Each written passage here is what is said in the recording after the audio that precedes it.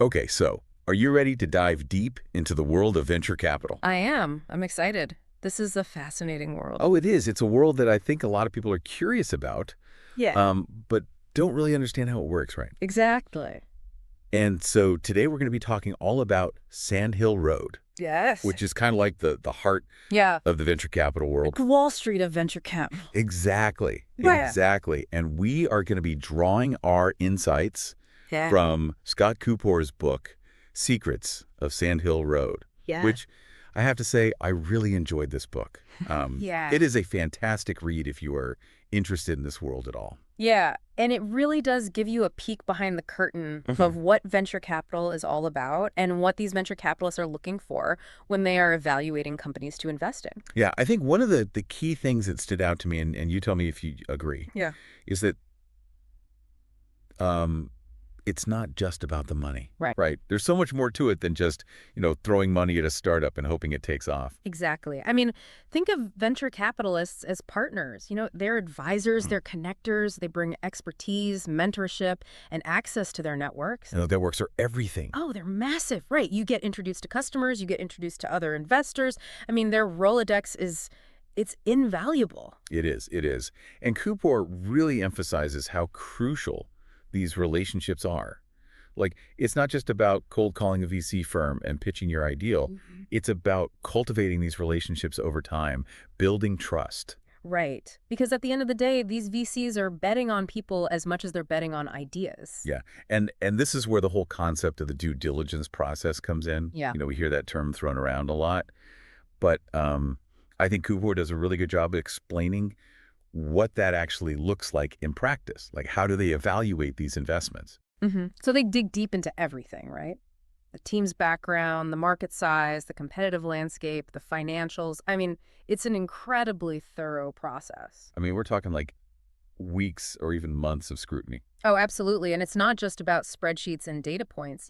A big part of it is actually talking to the founders, understanding their vision, their passion, their resilience.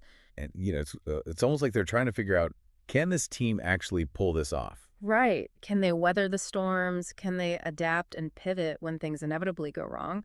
Because, startups are messy. They're unpredictable. Definitely.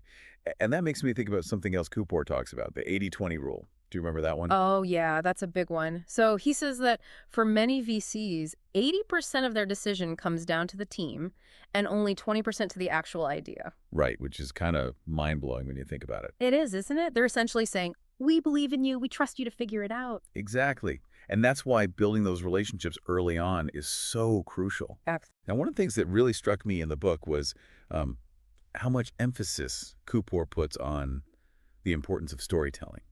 Yeah, I think we often underestimate that as founders. We get so caught up in the technology, the features, the data, Right. that we forget to tell a compelling story. And so it's not just about having a great idea, it's about how you communicate that idea, Right. how you frame it in a way that resonates with VCs. Exactly. It's about painting a picture of the future, the problem you're solving, the impact you're going to make. And connecting it back to their worldview. Their investment thesis. Yeah. You have to show them why your startup fits into their portfolio. And I think a lot of founders get caught up in, the buzzwords, Right. right? Like disruptive or game-changing. Yeah, I mean, every startup claims to be disruptive. Right, exactly. And so Cooper gives this great example of a founder pitching a software company.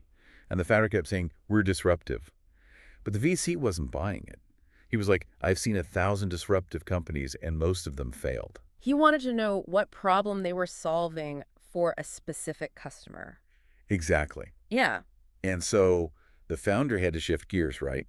Instead of talking about the technology, they started talking about the customer. Right. The pain points, the solution, the traction they were already getting. That's what resonated with the VC. Exactly. Exactly. And so it's about understanding what the VCs are looking for, Yeah. what signals they're looking for, what patterns they're looking for. And I think that's what's so valuable about Kupor's book.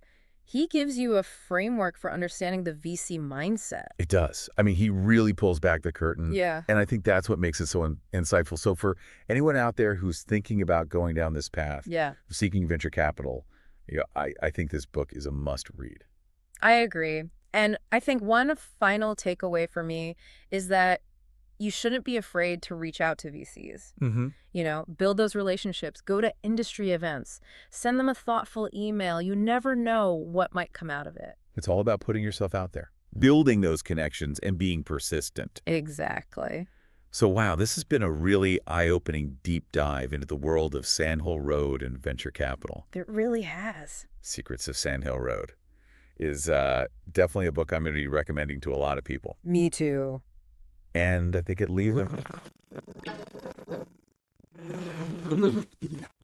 differently now, having read this book. Would you focus on building those connections early on? Yeah. Even before you have that perfect pitch? Interesting question. Definitely something to ponder. It is. Until next time. See ya.